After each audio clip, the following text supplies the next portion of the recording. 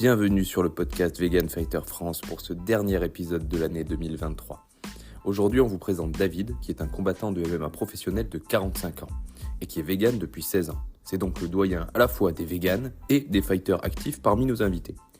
Il s'est expatrié en Allemagne où il vit depuis 18 ans. On vous laisse découvrir en détail son parcours inspirant, comme avec bon nombre de nos invités. Il met au tapis les idées reçues sur le végétalisme. On vous laisse tout de suite le découvrir. Bonne écoute. Écoute, bienvenue sur le podcast Vegan Fighter France. Du coup, tu es le premier Allemand à passer sur le podcast.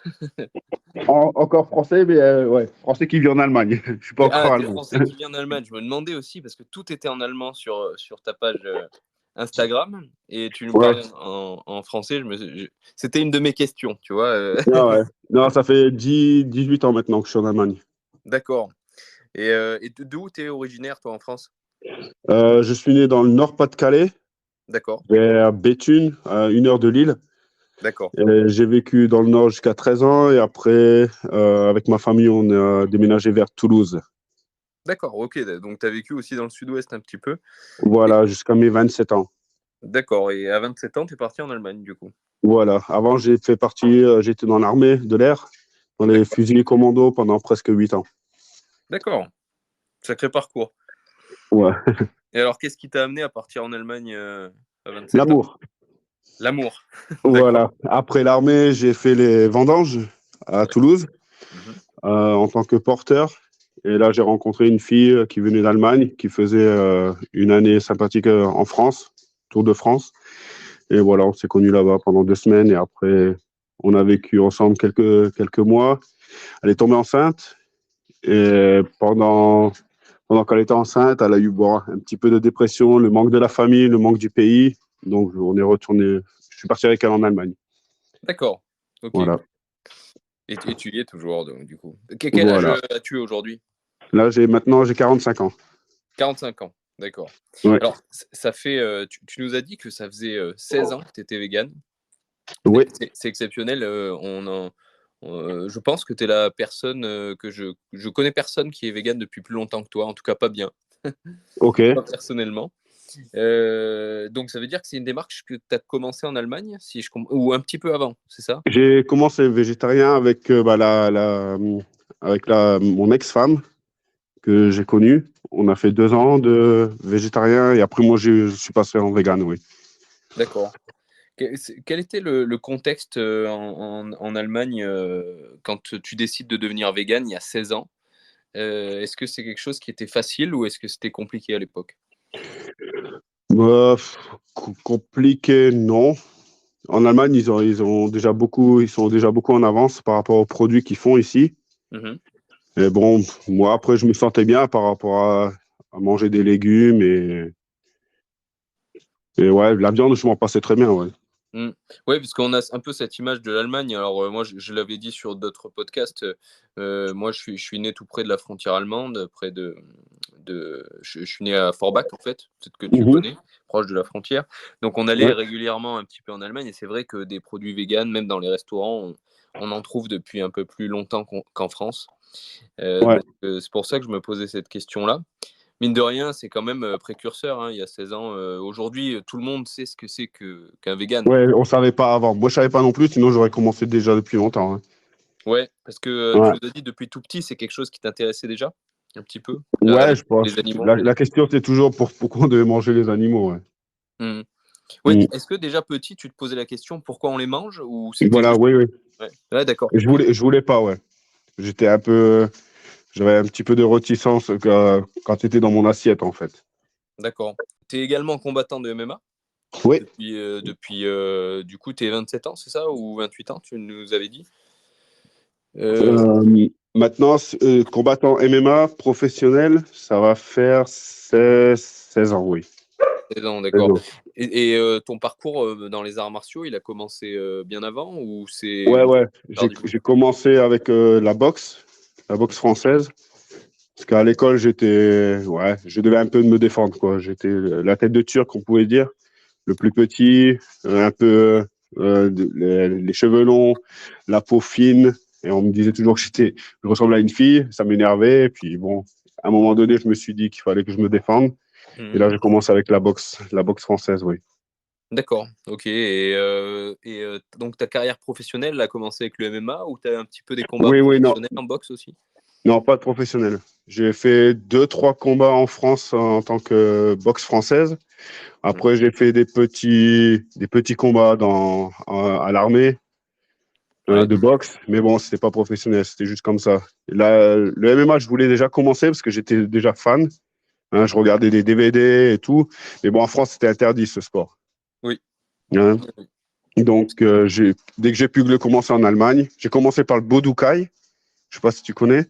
Non, pas du tout. Le Bodukai, c'est avec un gi, hein, comme les judokas, Oui, avec des box, des, des gants de boxe, enfin, comme des MMA.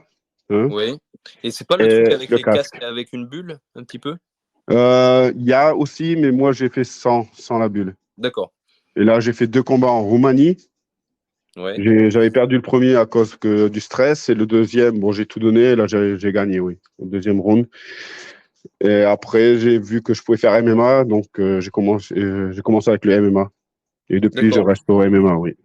d'accord. Et ça veut dire que donc tu avais une expérience de boxe, tu es allé au MMA. Comment tu t'es adapté un petit peu à toute la partie lutte, grappling, tout ça? Tu es allé apprendre ces disciplines-là aussi? Ouais, j'ai appris, ouais, comme j'étais assez souple avec mon corps, enfin le grand écart, et que je pouvais faire des pirouettes ou des trucs comme ça, ils m'ont dit que j'avais un don, enfin que j'étais bien avancé et que j'apprenais vite. Donc j'ai pu m'adapter facilement au MMA, au sol. D'accord. Aujourd'hui, tu combats encore ou Oui, oui, ouais, tu j'ai combats fait mon encore? dernier combat la semaine dernière. Tu as fait ton dernier combat la semaine dernière, mais c'est ton Ouais. dernier ou tu comptes Non, en non, faire non, d'autres? non. Je vais essayer de battre le record du plus vieux combattant en MMA. Je vais essayer Alors d'aller jusqu'à 50. c'est ça la question, donc là tu as 45 ans, Oui. c'est dans la carrière d'un athlète professionnel, c'est considéré comme assez âgé. Comment toi tu te sens par rapport à ça aujourd'hui? Est-ce que tu te sens en fin de carrière ou pas Non, spécialement? non, non, je me sens encore bien. Le Mmh. problème, c'est que j'ai envie de combattre des gens qui ont plus de 35 ans, mais bon, c'est rare, comme tu Mmh. dis. Donc, je combats souvent avec des gens qui ont ouais, 23, 27 ans, le dernier combat que j'ai eu.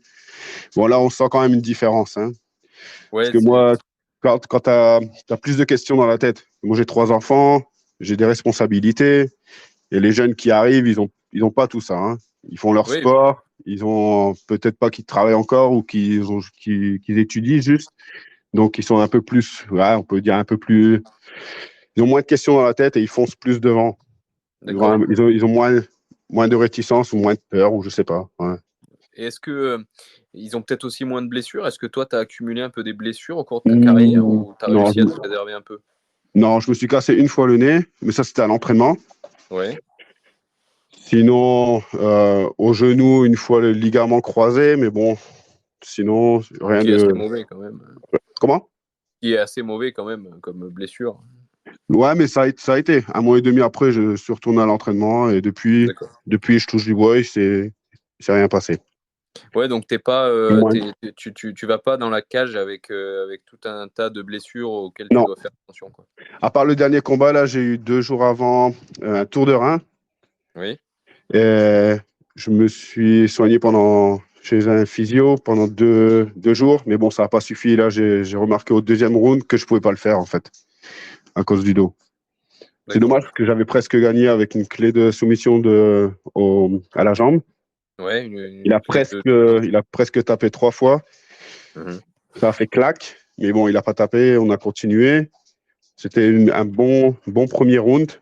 Mais après, mon coach, il m'a dit non, non, si tu as mal au dos, là, ça sert à rien de continuer. Et là, il a arrêté. D'accord, ouais. C'est assez frustrant quand Voilà. même. Mhm. Ouais, ouais.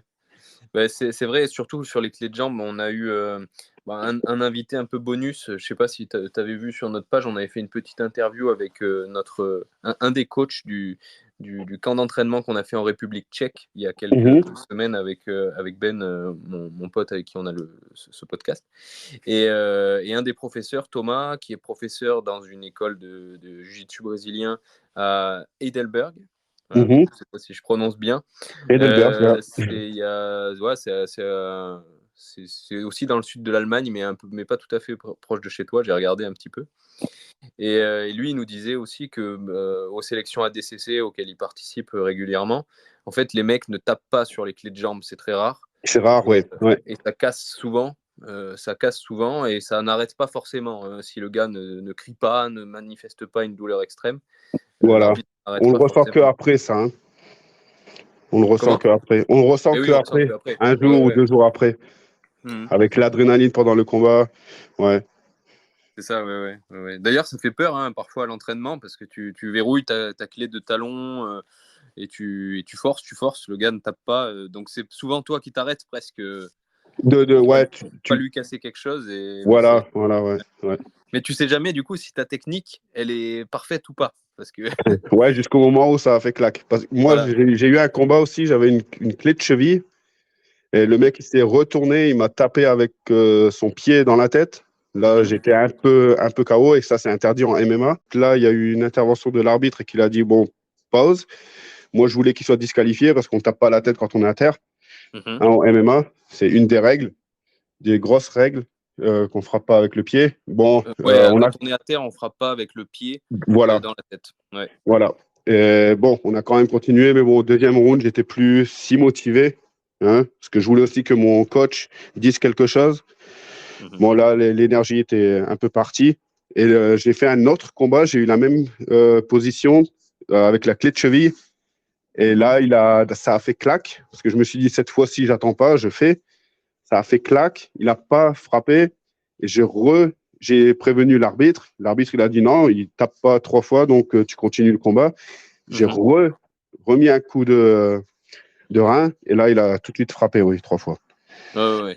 Donc, C'est vrai que c'est des soumissions sur lesquelles il faut vraiment insister beaucoup.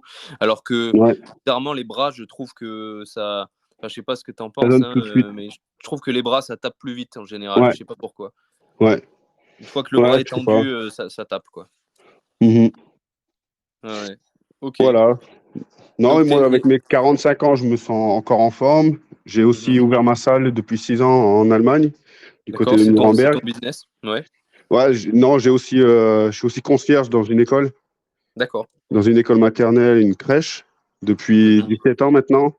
Bon, ça, j'ai D'accord. l'intention dans 2, 3 ans d'arrêter Ouais. et de me consacrer que à ma salle de gym. Et aussi, je donne aussi des cours aussi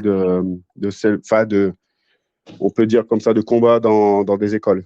Un peu de boxe et tout pour que Ah les oui, tu enfants. veux dire à Voilà. droite à gauche, tu vas donner des cours en plus Voilà, de deux, ton 3 fois club. par semaine. Voilà. Ouais, ok. Plus la conciergerie, oui. Et au niveau enfin, tu parlais tout à l'heure de ton entraîneur sur certains combats. Ouais. Tu as un entraîneur à toi qui est toujours le même ou Non, lui, on a eu une petite discussion, donc je l'ai quitté. C'est pour ça que j'ai ouvert aussi ma salle après. Mhm. Maintenant, ça fait 6 ans. J'ai des amis qui ont chacun leur spécialité ici à Nuremberg, hein, au Ouais. sol. J'ai des bons contacts, oui, en Muay Thai, kickboxing, Ringen, Jiu-Jitsu. Donc là, c'est ça aussi qui est difficile hein, maintenant. Je vais un coup à droite, un coup à gauche quand je suis en préparation. Oui. Là, j'ai des copains aussi qui me donnent les cours à ma place, que je Oui. puisse me préparer. Bon, je me prépare pas aussi à 100% comme un professionnel combattant devrait se préparer. Hein, Mhm. j'ai toujours ouais, c'est ça Oui, qui est bah après, tu difficile. as une C'est vie ça de qui est famille aussi à difficile. gérer. Ouais. Voilà, j'ai aussi des enfants. C'est ça qui est le plus Tu cuts difficile. le poids aussi? Oui. Tu, tu cuts combien à peu près de poids entre ta vie de tous les jours et ton poids de combat? Avant, je combattais avec 77 kilos et je faisais dans Ouais. les 82, 83. Maintenant, j'arrive dans les 91, 92 et je fais des Ouais. combats à 84. D'accord. Donc un peu plus large, mais en Ouais, pourcentage de ta masse, c'est à peu près pareil, quoi, en fait. voilà, ouais. Ouais. Ouais, c'est pas si extrême que ça. On en avait parlé avec d'autres invités. Il y en a qui font des cuts ultra violents. Ouais, ouais. J'ai aussi un ami, Yessin Ayari, qui était combattant UFC. Et lui, il combattait aussi à 77 kilos. Il faisait 84, 85. Donc ça allait encore. Et après, il est passé à 70 kilos. Ouais. Et là, c'était 15 kilos de différence. C'était énorme. Ouais. Ouais, Et là, on lui disait aussi, c'est trop. hein. C'était plus des os qu'on voyait que de muscles. Parce qu'il Non, faisait 1m83, 1m84. C'est beaucoup trop. Hein. ouais, Enfin, c'est je clair. trouve, moi, à mon avis, hein, je trouve. Mais j'observe que la plupart des combattants professionnels véganes à qui j'ai pu parler cut assez peu. Alors, Ouais. je ne sais pas si c'est la diète qui fait que on ne peut pas trop cutter, ou au contraire, c'est la diète qui fait qu'on reste assez proche de son poids de forme. Moi, je trouve que c'est ça, oui. Ouais, à mon avis, c'est plus dans cet axe-là. Ouais. On a beaucoup plus d'énergie, moins de fatigue aussi, hein, quand on est vegan. Enfin, moi, je trouve, et j'ai aussi des amis qui sont passés vegan, et ils le disent aussi eux-mêmes. Hein. Moins de fatigue après avoir mangé, ils dorment mieux, plus d'énergie. Ouais. Est-ce qu'il y a une grosse différence entre ton volume d'entraînement et ta forme physique quand tu es en préparation et le reste du temps? C'est-à-dire quand tu n'as pas de combat forcément prévu prochainement, est-ce que tu t'entraînes toujours régulièrement avec Ouais, moi, le sport, c'est important. Ouais. Il faut au moins 1h30 de sport par jour quand je suis pas en entraînement, à part le dimanche. Et sinon, quand je fais la préparation, j'essaye entre 3 et 4 heures si j'arrive. Ouais, en 2 séances, j'imagine quand même. Ouais, 2 séances, oui. Ouais. Et quand tu fais 2 séances par jour, ça m'intéresse. C'est un truc que j'ai fait certaines périodes de ma vie, même si je suis pas professionnel pour tester ça. Tu peux pas t'entraîner à fond 2 séances par jour toute la semaine. Comment tu organises un petit peu ta semaine d'entraînement, l'intensité de tes entraînements? J'essaye de donner plus le matin, 1h30. Et après, quand j'arrive en fin d'après-midi, ben là, je fais plus de techniques. D'accord. Ouais, donc plus d'intensité. Si tu dois faire un peu des sparring ou Voilà. du sac, tu vas le faire plutôt le matin. Voilà, mais après aussi en préparation, en fin d'après-midi, je fais les entraînements techniques. Et après, je fais des rounds de 5 minutes. J'en fais 4 ou 5. Et ouais. 4 ou 5. Tu arrives à trouver des sparring, parce que là, tu parlais de clubs de jiu-jitsu brésilien, de Muay Thai, etc. Ouais. Est-ce que tu arrives à trouver des sparring partners efficaces pour faire du MMA vraiment régulièrement? Oui, j'arrive, oui. Bah là, à Nuremberg, on a quand même aussi pas mal de combattants professionnels. Hein, comme je disais, Yessin Ayari, UFC. Bon, maintenant, il est un peu occupé, mais sinon, j'ai aussi des bons boxeurs, des bons entraîneurs de kickboxing qui combattent aussi eux-mêmes, aussi professionnels. Donc, par rapport au sol, c'est un petit peu plus difficile, mais c'est juste par rapport au temps. Sinon, il y a des bonnes personnes avec qui je peux m'entraîner, oui. Ouais. Il y a 2 écoles aujourd'hui dans le MMA. Il y a un peu la nouvelle école. Je ne sais pas si tu suis un petit peu ce qui se fait en France avec la fédération de MMA qui s'est formée. Mais on essaye de mettre en place, ce que moi-même je suis les formations de la fédération depuis quelques temps. Ils essayent de mettre en place une formation de MMA comme un sport intégré. C'est-à-dire de casser un petit peu les frontières entre les différentes disciplines qui composent le MMA, que sont, pour les gens qui découvrent un petit peu ce sport-là, que sont globalement la boxe pied-point, la lutte et le bah ça, on attend depuis des années, hein, cette chose-là, qu'il se passe un peu plus de choses en direction du MMA.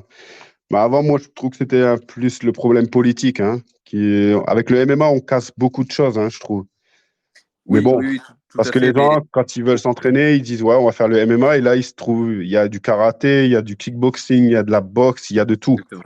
Et après, les petits clubs qui sont à côté, qui font que ça, que kickboxing ou que Muay Thai ou que boxe, eux, ils ont un peu plus peur, ouais. Mais bon, on peut travailler ensemble. Hein, il y a des différences de point de vue entre les pays. J'ai eu un invité il y a quelques temps, Yoni Sherbatov, qui est canadien, qui a une salle aussi à côté de Montréal, et qui, lui, n'a pas du tout cette vision des choses. Pour lui, même s'il a un club de MMA, il faut que les gens fassent de la lutte. Voilà. Que les gens fassent du Muay Thai. Il faut qu'ils fassent du grappling à part, complètement. C'est ce que je dis, ouais. C'est ce que je dis, que les petits clubs, ils ne devraient pas avoir peur, qu'on devrait travailler ensemble. Par exemple, moi, si j'ai un combattant qui est bon en lutte, par exemple, bah, je vais l'envoyer chez mon copain qui est très bon en kickboxing et qui va faire 1 heure ou 2 par semaine là-bas en préparation pour son combat, par exemple. Ou Toi, s'il y a un autre qui est bon en kickboxing, j'envoie chez un autre club où là, c'est. Mais bon, après, il faut travailler ensemble. Après, s'il y a les personnes qui sont sur leur ego, qui disent non, c'est ma salle, c'est mon combattant, c'est moi qui s'occupe de lui, ben voilà, ça, c'est leur problème. Hein. Ouais, et puis il y a ce truc-là. Moi, je vis dans une zone un peu rurale, tu vois, où il n'y a pas beaucoup il y a pas proche de chez moi un club de MMA vraiment intégré. Par contre, il y a de la boxe, il y a de la lutte, il y a du grappling, mais à part, avec des clubs qui communiquent pas spécialement entre eux pour l'instant, même si j'essaie de travailler en ce sens. Comment dire? C'est pas forcément facile. Tu peux être très bon en grappling et très bon en boxe pied-point. Ça veut pas dire que tu vas assembler les deux, quoi, dans un, dans un combat de MMA. Il faut un petit peu travailler de temps en temps, ne serait-ce que du sparring libre. Voilà, ouais. Et c'est franchement pas toujours facile, je trouve. En tout cas, Ouais, le sparring, c'est important, ouais. Parce qu'il faut déjà trouver un mec qui soit, quand tu es dans un coin un peu reculé comme le mien, parce que toi, Nuremberg, j'imagine que c'est une grande ville quand même. Il y a beaucoup de monde. Et c'est vrai que dans certaines zones, tu trouves pas quelqu'un qui est assez bon debout, au sol et en lutte pour faire du sparring en MMA et que ça serve à quelque chose, quoi. Ouais, parce qu'en France, ça a commencé tard par rapport au MMA. Oui. C'est ça le problème aussi. Du coup, il y a un gros gap entre le niveau dans certaines grandes villes comme Paris ou Marseille, des clubs qui ont surfé sur de l'avance, ouais. Où les gars sont imprenables, quoi. Ils ont des cours de cage control où ils font que du cage control, tu vois, dans leur emploi du temps de la semaine. On est très loin de ça dans tous les petits clubs dont tu parlais qui affichent MMA, mais en fait, ils font surtout de la boxe avec de temps en temps une ou deux amenées au sol, quoi, tu vois. Enfin bref. Ok. Donc toi, assez développé MMA depuis très longtemps, du coup, depuis plus de 15 ans, tu nous as dit. Est-ce que ta pratique de ce sport-là, elle a évolué au fil des années? Est-ce qu'au début, tu étais vraiment plus un boxeur qui faisait un peu de lutte, qui est devenu un combattant complet? Ou est-ce qu'aujourd'hui, tu as toujours une spécialité vraiment? David, je t'entends plus. Je t'entends de nouveau plus. Peut-être ton écran s'est verrouillé. Là maintenant? Ouais, je t'entends. Ah oui, c'est à cause de l'écran, oui, tu as raison. Ouais. Oui, ça, moi, c'est difficile à dire. Je pense que je suis bon un peu partout. Je suis pas très bon là ou très bon là, mais je pense que je suis un peu bon partout. Oui, par rapport au début où j'ai commencé, j'étais plus en boxe, pied-point. Après, j'ai un peu plus évolué au sol, à faire du jiu-jitsu. Et puis là, maintenant, je pense que je suis un peu partout pareil. Peut-être un peu plus en boxe, ouais. Est-ce que tu penses que c'est mieux d'être un peu bon partout que d'être très bon quelque part et au contraire avoir des faiblesses sur d'autres points? Moi, je suis fan j'ai été fan de Georges Saint-Pierre. Et Georges Saint-Pierre, pour moi, lui, il était bon un peu partout.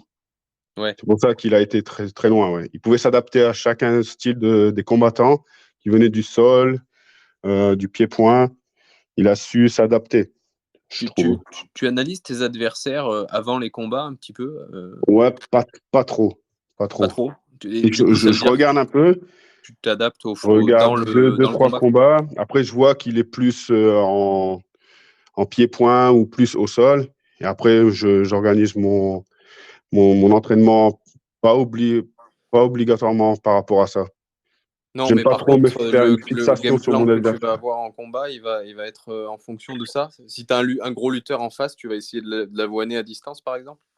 Ouais, ça, oui. Mais bon, toujours avec l'arrière-pensée qu'il va vouloir m'amener au sol, sûrement.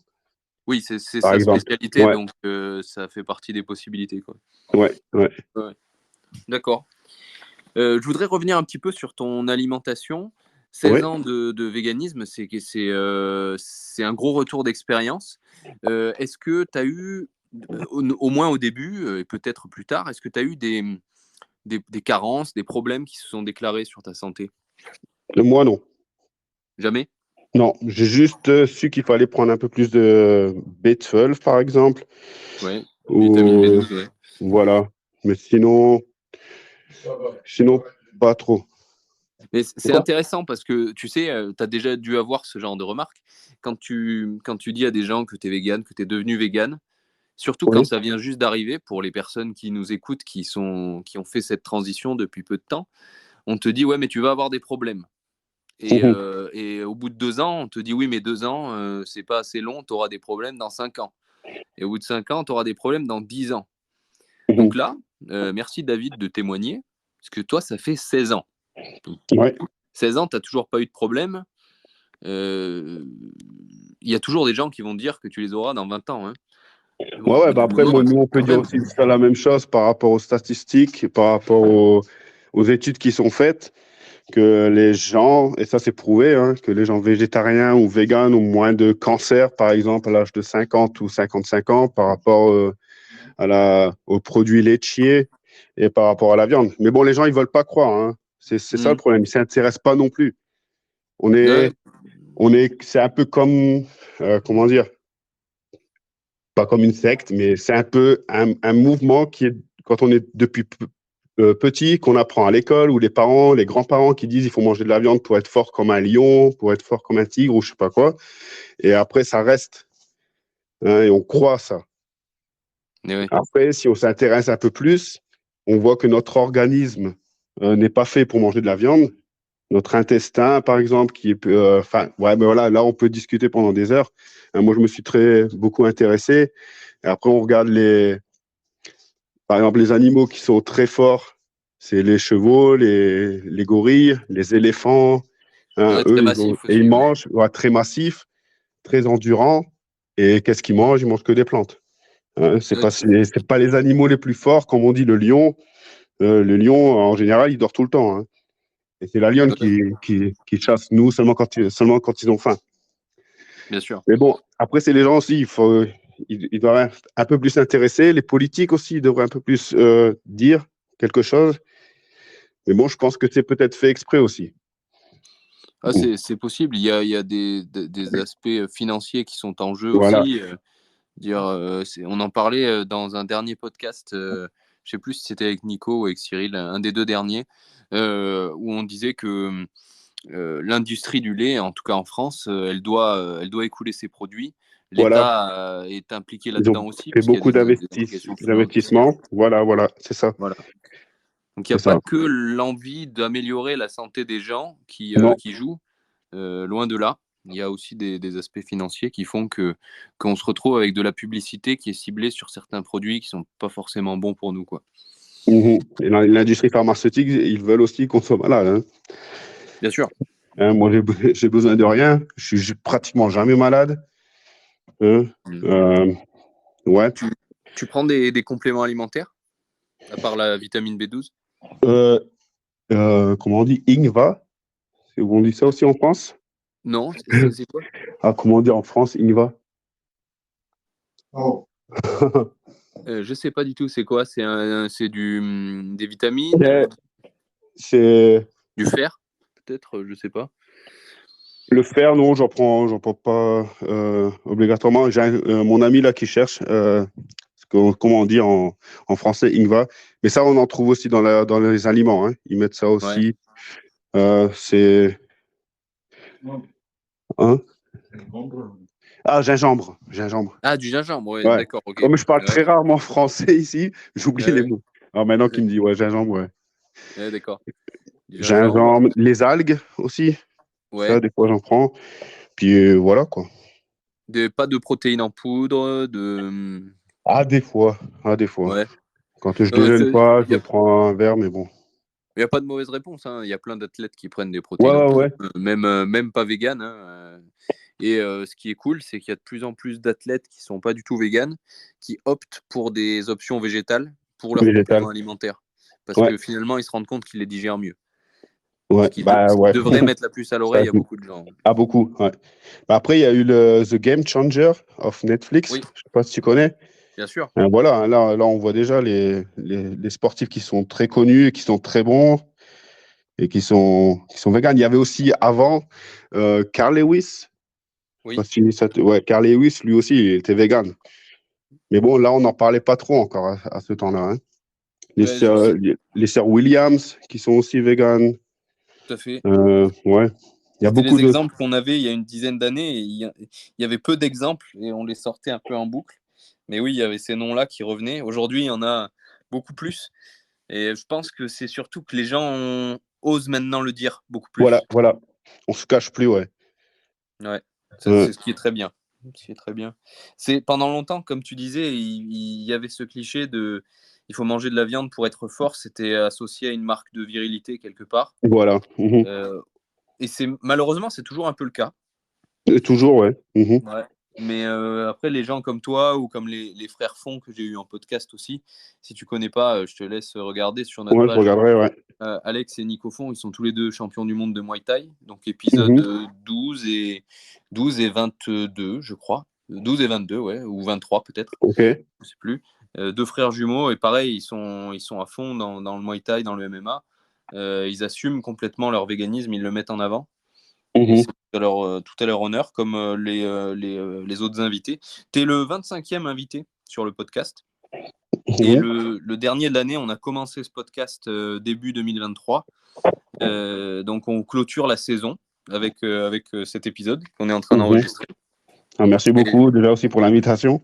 avec grand plaisir. Mhm. Franchement, c'est un plaisir pour moi. Quand j'ai débuté, je ne pensais pas que j'en trouverais autant. J'en connaissais quelques-uns, peut-être 4 ou 5. Je savais que que je voulais faire des épisodes avec eux. Et finalement, j'en ai rencontré plein grâce à ce podcast, grâce aussi Mhm. aux auditeurs que je remercie au passage, qui m'en ont conseillé. Toi aussi, d'ailleurs, on t'a trouvé grâce à cette page. Je ne sais pas si c'est toi qui t'es abonné ou si quelqu'un Ouais. t'avait tagué dessus, je ne sais pas, mais on a découvert ton profil comme ça. Et c'est super parce que ça met en avant les sportifs véganes en général et en particulier les combattants. C'est quand même une niche. Je ne sais pas si les auditeurs se rendent compte. Il n'y a pas grand monde qui, comme toi ou moi, niveau amateur ou d'autres de mes invités, sont capables de rentrer dans une cage ou sur un ring pour se battre avec quelqu'un d'autre qui lui a rien fait. Tu vois, on est Mhm. déjà sur une partie infime de la population. Et Mhm. dans cette population, il faut trouver des gars qui sont véganes et qui sont OK pour mettre en avant leurs convictions publiquement. Ouais. Et bon, on en a trouvé 25 cette année, francophones. Donc merci à tous. J'en profite aussi pour les autres invités qui écouteront. Merci à toi, bien sûr. Et Avec on plaisir. repart pour une deuxième saison l'année prochaine. Hein. On a déjà quelques invités qui sont prêts. Donc c'est pas terminé, hein. C'est pas un Ouais, au revoir j'espère que pour les ça auditeurs. deviendra encore plus grand. Ouais. Donc, En fait, j'avais pensé passer en anglais. On a fait des petites interviews en anglais, hein, notamment le gars dont je parlais tout à l'heure, qui est allemand et qui parle pas du tout français. mhm. Mais bon, je suis un peu moins à l'aise en anglais, mais j'avais prévu ça parce que je pensais ne plus avoir d'invités au bout d'un moment sur la scène francophone. Je pensais qu'on toucherait le fond. Et on continue à avoir des athlètes en plus professionnels comme toi. Donc, Mhm. c'est pas tous mes invités. Hein. J'ai quelques invités qui sont des combattants amateurs, des gars qui sont un peu. J'ai eu aussi un petit peu des powerlifters. Je suis sorti un petit peu du concept des sports de combat pour quelques épisodes. Mais en Ouais. majorité, on y est. Et régulièrement, on a des combattants professionnels, parfois même des champions du monde. On a eu 4 champions du monde de boxe thaïlandaise, quand même, sur le podcast francophone et vegan. Donc, bravo à vous, en tout cas. Et merci surtout de mettre en avant le véganisme. C'est, je pense, hyper important. Ça donne un message positif. Et j'espère, c'est le but, que ça donnera envie à nos auditeurs qui se tâtent aujourd'hui, qui sont végétariens, comme tu l'étais du coup il y a 16 ans, euh, ou, euh, ou pas du tout, même flexitariens, comme on dit aujourd'hui, qui pourront avoir envie de se lancer dans cette démarche. Ouais, moi je voudrais dire à ceux qui se tâtent ou qui réfléchissent un peu, ou ceux qui mangent de la viande, là, qui sont sportifs, qu'ils essayent juste 2 ou 3 mois, juste de voir la différence. S'ils Carrément. voient une différence de récupération et qu'ils se sentent mieux dans leur peau, et après ils peuvent voir si vraiment c'est effectif ou pas, et s'il leur manque quelque chose, s'ils se sentent affaiblis en ne mangeant plus de viande pendant 2 ou 3 mois, et après ils peuvent se faire une opinion. Mais Bien sûr. après, aux gens qui disent ouais, c'est nul ou il faut manger de la viande pour être fort et tout, bah, premièrement, essayer et après, on peut dire quelque chose. Mais pas tout de suite juger les gens comme ça, quoi, sans savoir si le corps a vraiment besoin de ça ou pas. Mm. C'est vrai qu'il y a un point quand même important, c'est que bon, ça fait 16 ans que tu es vegan, mais tu as 45 ans. Ça veut dire que tout le reste de ta vie, tu ne l'étais pas. Donc tu as un élément de comparaison. Et ouais, et je mangeais quand même peu de viande, hein. Mais avant, Ouais, c'était ça aussi, hein. Là, maintenant, on est dans la consommation abusive. Il faut manger de la viande tous les jours. bien sûr. Et c'est de la viande aussi qui est pas obligatoirement bonne. Enfin, en général, pour moi, il n'y a pas de viande bonne, même si on Mmh. dit que c'est la viande bio. Il y a Mmh. toujours les produits chimiques ah, qu'on met pour les animaux, hein, pour pas Oui, qu'ils oui. tombent malades, hein. Et là, on sait même pas ce qu'il y a dedans. Mais enfin bref, ça c'est encore un autre sujet. Mais moi, je dis, avant, on mangeait une fois par semaine la viande. C'était un produit de luxe. Hein, Ouais. parce que les fermiers et tout, ils étaient aussi en forme. Hein, ils se levaient à 5 heures du matin, ils travaillaient jusqu'à 10 heures le soir. Et ils étaient vraiment dans leur corps, assez musclés et tout. Et ils mangeaient qu'une fois de la viande. Hein. Oui. Ils mangeaient sinon de pommes de terre, légumes. Et voilà quoi. Maintenant, on a toujours dire, ouais, manger de la viande matin et jour. Euh, ouais, je trouve que c'est un peu abusé. C'est comme Tu penses que McGregor quand il a fait son combat, qui jugeait Nick Diaz sur son combat. Nate, Nate, Nate Diaz, yeah, ouais, Nate Diaz. Et après, il a vu que par rapport rien qu'à la condition, que Nate Diaz était beaucoup plus à l'aise. Hein. il est revenu d'ailleurs, il me semble, après sur ses Ouais, sur propos-là, ses parce que propos. Ouais, bah, il s'est fait soumettre en même temps. Donc, ouais, voilà. voilà. Ah, là, j'étais bien un peu content quand même. Oui, je pense qu'on a tous été à ce moment-là. Ouais, Oui, carrément. ouais, voilà. Et, et ouais, bah écoute, super. Qu'est-ce que un petit juste pour finir, Ouais. quelque chose que je demande souvent aux invités, qu'est-ce que qu'est-ce que tu as mangé aujourd'hui? Enfin, qu'est-ce qu'il y a dans ton assiette en général? Et puis pour préciser un petit peu la question, qu'est-ce que tu as mangé aujourd'hui ou qu'est-ce que tu vas manger aujourd'hui? Ah, ça, je veux dire en allemand. Non, aujourd'hui, j'ai pas encore mangé parce que j'ai dû me lever tôt ce matin pour D'accord. aller travailler. Ce que je vais manger, ben, je vais manger une salade en premier, à midi, là, parce Mmh que j'ai pas encore beaucoup de temps. Et le soir, normalement, j'ai prévu du riz avec beaucoup de légumes mh. Mmh. et une sauce coco, noix de coco. D'accord. Voilà, avec du tofu aussi. Avec du tofu, bien sûr, j'allais te dire, Ouais. ta source, principale de protéines, c'est quoi? Beaucoup de légumes, brocolis, les pois chiches, le tofu, oui, tofu et le zaitan. Mais ça, je sais pas si on dit ça en français aussi. Zaitan. Ah, le seitan, ouais, ouais, Le bien sûr. seitan, oui. Ça, Ouais. c'est, pour moi, c'est très bon. Ouais. Des choses que que tu manges beaucoup. Parce Ouais. qu'on parlait de protéines, tout à l'heure, tu sais, tu parlais des fermiers qui mangeaient de la viande une fois par semaine. Ils étaient quand même loin des recommandations nutritionnelles que tu entends partout dans le fitness en général, où il faudrait 2 grammes de protéines par kilo de poids de corps, bon, pour prendre du muscle, hein, bien sûr, Ouais. beaucoup moins pour le maintenir. Qu'est-ce que tu penses de ces recommandations? Est-ce qu'elles sont surévaluées à mort pour nous faire surconsommer ou est-ce qu'il y a du Voilà. vrai dedans? Moi, je suis plus par rapport à ça parce que moi, je fais pas attention à tout ça. Hein. Je Ouais. mesure pas. Je, je mesure pas la quantité de ce que je mange ou quoi que ce soit. Moi, je mange quand j'ai envie de manger et quand j'ai mon combat, bah, je fais un peu plus attention. Hein. Je mange léger le soir Ouais, tu et fais puis attention à voilà. tes quantités, quoi, en fait. Voilà. Mais si un jour j'ai envie d'un hamburger avec des frites, ben voilà quoi. Ouais. Je mange. Je fais pas attention à. Après, c'est sûr que les gens qui font du fitness et qui veulent être secs, bon ben voilà, eux ils doivent plus mesurer, faire attention parce que Oui, parce ils sont dans l'optimisation voilà, maximale, oui, bien voilà. sûr. Ouais. Mais moi, Mais bon, ouais. Mais je fais pas attention à tout ça.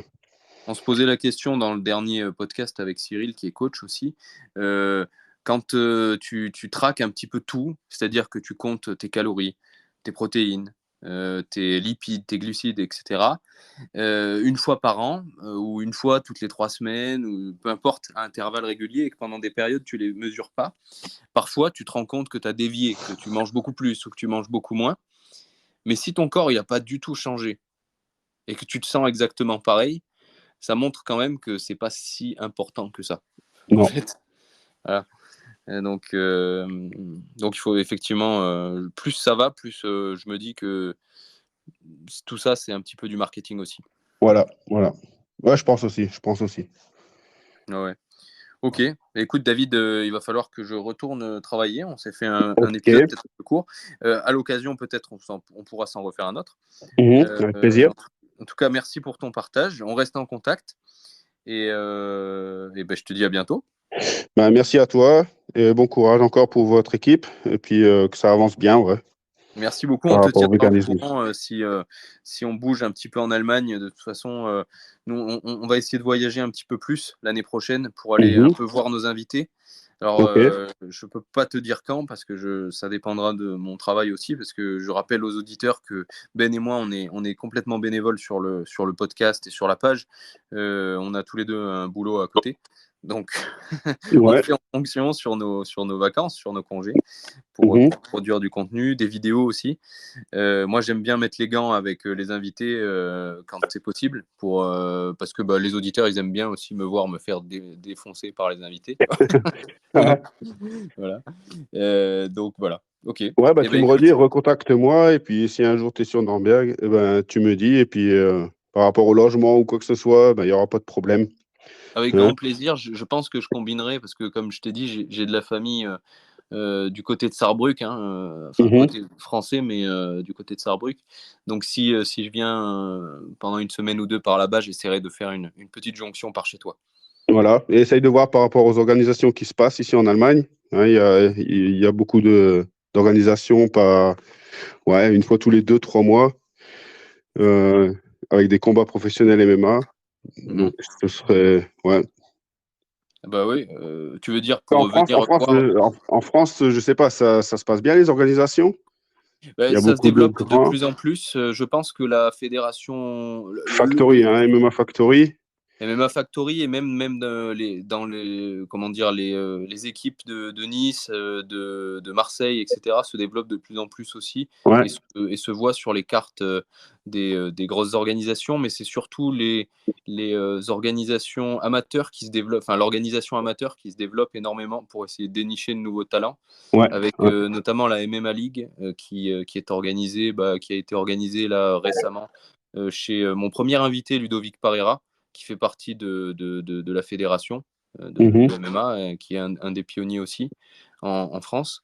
Donc c'était le premier invité du podcast, si tu veux écouter. Il explique tout ça dans l'épisode numéro 1. Ok. Et il a organisé la MMA League, donc un gros événement amateur qui a été rediffusé en direct en plus sur YouTube. Et c'est important, moi je pense, le sport amateur, Ouais, il il n'y en faut. avait Ouais. pas en France pendant longtemps.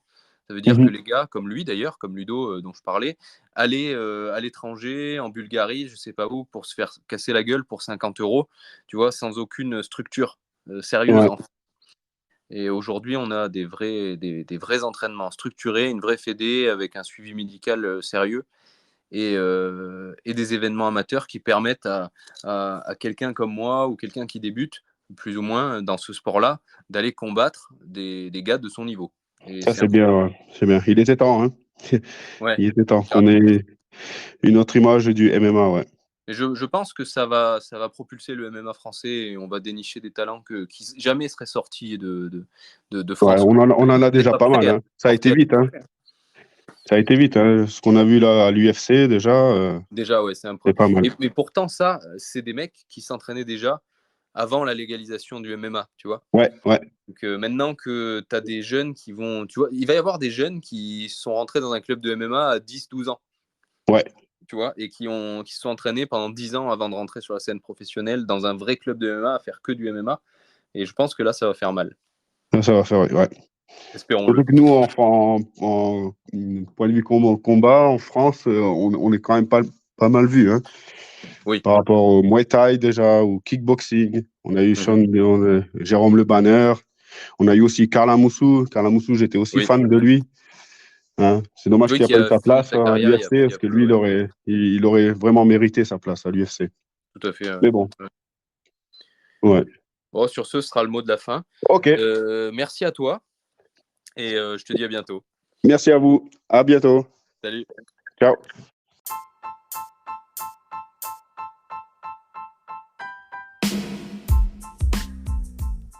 Merci d'avoir écouté cet épisode jusqu'au bout, cet épisode qui était le dernier de la première saison de Vegan Fighter France. Merci beaucoup pour votre soutien si vous nous écoutez depuis un certain temps. Et aussi merci d'avance pour ceux qui ne l'auraient pas encore fait de nous laisser des commentaires et des évaluations positives sur vos applications d'écoute. Si vous ne savez pas où le faire parce que votre application d'écoute ne le permet pas, vous pouvez aller sur YouTube, même si vous nous écoutez sur une autre plateforme, et nous laisser un petit pouce bleu et un commentaire, voire même un petit message pour l'invité qui regardera probablement les commentaires de l'épisode sur YouTube. Sur ce, je ne vous embête pas plus et je vous souhaite une excellente année 2024. J'ai déjà hâte de vous retrouver. Salut!